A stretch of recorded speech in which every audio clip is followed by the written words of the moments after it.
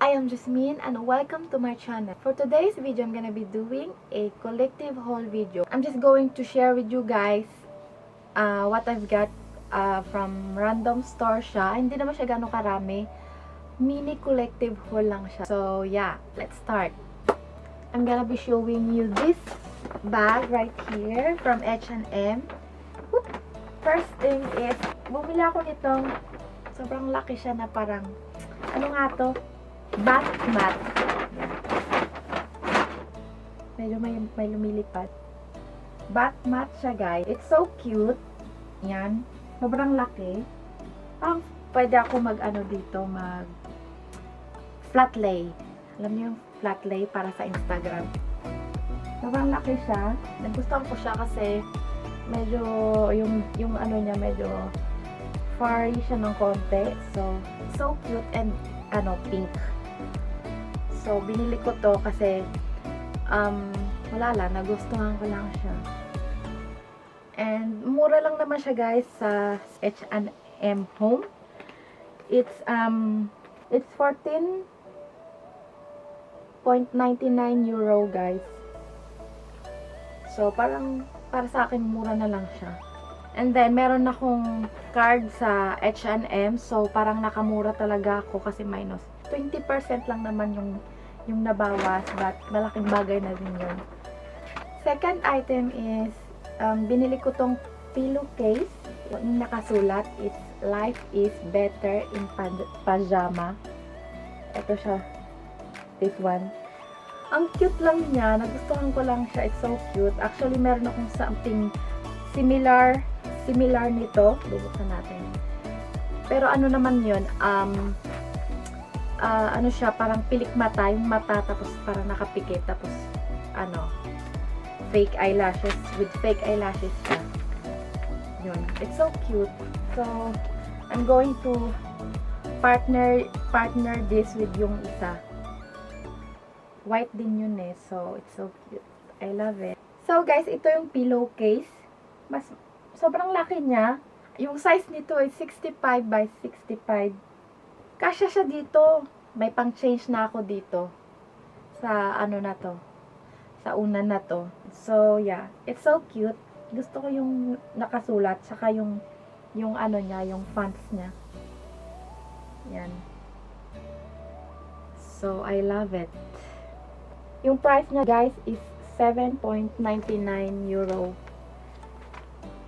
And then, last item na nabili ko sa H&M is itong, ano siya, cute na earrings. Maraming earrings na ganito. Yan ito. Hindi ko alam kung napapansin, nakikita nyo. Yan. Maliliit siya na mga studs, na mga earrings. Wala lang, nakyutan lang ako. Yan o, so cute. Ito. So, binili ko siya kasi nakyutan ako.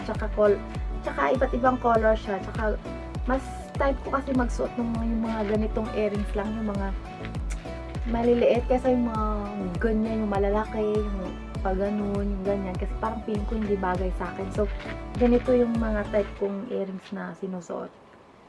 Yeah. It's 9.99 euro. Yan. So, yan lang yung nabili ko sa H&M. Tatlong items lang siya. Next is, I'm going to show you what I've got from Andis. At ito yung hindi ko alam kung term sa Pilipinas nito. But, yeah, tindahan siya ng mga pangbahay, mga pangloob na na mga sinusuot. Yan. First item na nabili ko dito sa Andis ay itong t-shirt. Yan, t-shirt siya. Nakasulat is yung Minu d'Amour. Minu is parang tawag sa maliliit na pusa, yung puting. Minu yung tinatawag nila dito. Tapos, d'Amour is yung French ng love. So, Minu d'Amour. Tsaka naisip ko kasi parang Minu, kasi pakala ko Jasmine. So, d'Amour. Jasmine love Jasmine. Ewan ko. My love Jasmine. Ewan ko, parang ganun. Feeling ko lang. So, it's so cute. Kumuha ako ng size M. pangbahay lang naman siya, guys. Pantulog ko lang. So, size M yung kinuha ko kasi parang gusto ko lang siya na parang ano ba, baggy, na parang nakakaano ako. It's, ano pala siya, guys, 9.95 euro. Next item na nabili ko sa Andes ay itong t-shirt din siya na pangbahay lang din, pantulog, something like that. Ito. I love the tela, malambot lang. So, yan. Nakasulat is Eumerdus. Eumerdus. French word siya, guys, na parang ibig sabihin is yung nakakainis, nakakaasar, or annoying. Yun. Parang something like that, yung ibig sabihin niya.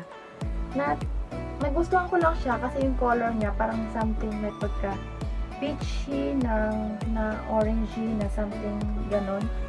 At saka parang nababagay sa akin yung nakasulat na Eumerdus nakasulat. Bagay sa akin kasi parang minsan annoying din ako. So, yeah. Gustong-gusto ko siya kasi parang annoying ako. So, yun lang, guys. Dalawang t-shirt lang yung nabili ko sa Andes.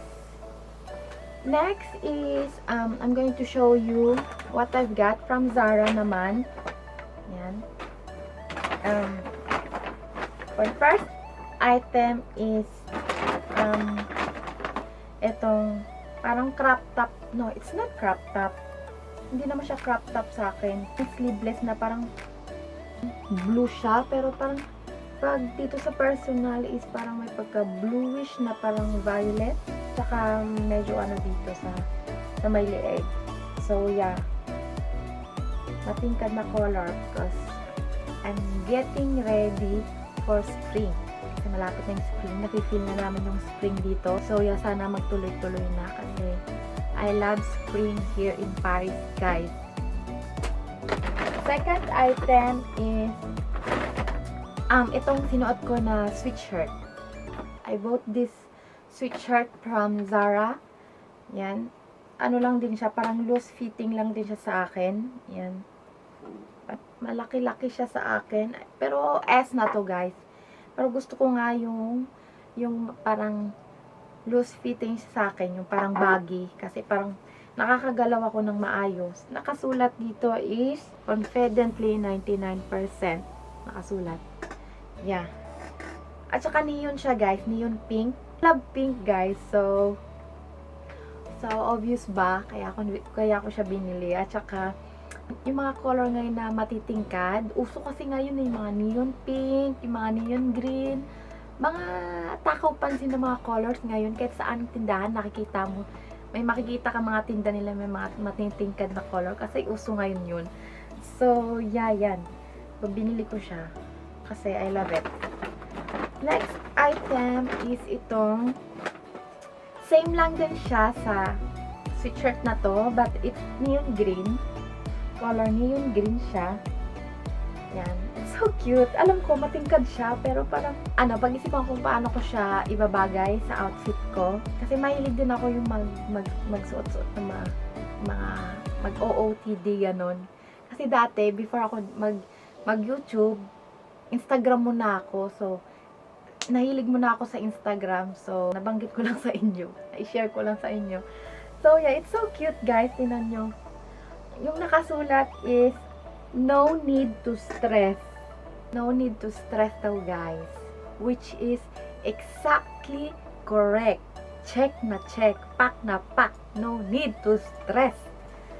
Mahilig ako sa mga sweatshirt, guys. Lalo na pag yung mga ganito na loose fitting siya. Kasi madali lang siya isuot. Madali lang siya bagayan. And then, parang konting effort mo lang, medyo okay na. The last item is itong bandana, guys. It's neon pink also, yes. Yan, partner siya nitong top ko. Yan. Mahilig ako sa mga colorful, guys. Kasi parang yung mga colors para sa akin, it makes me happy kasi nakakatanggal ng stress. Para sa akin, nakakatanggal ng stress sa'yo. Pag halimbawa, malungkot ka, ganon, or depressed ka, yung mga colors na ganito, yung nagpapasaya sa akin, yung ganon. gumagaan yung feelings ko, yung ganon. Hindi ko lang alam kung ako lang ba yun or kayo din. Binili ko lang din siya kasi it's so cute din. Pwede ko siya gamitin sa pang OOTD ko.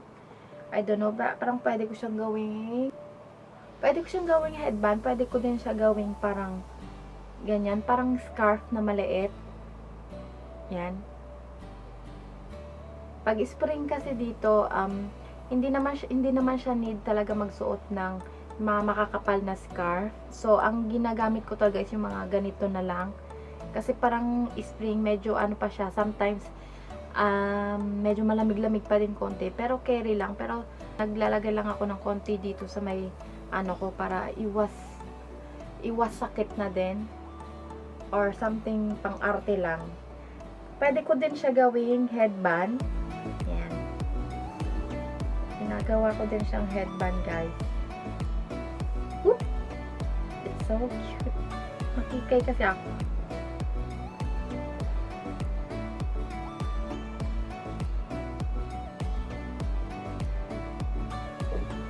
Yan.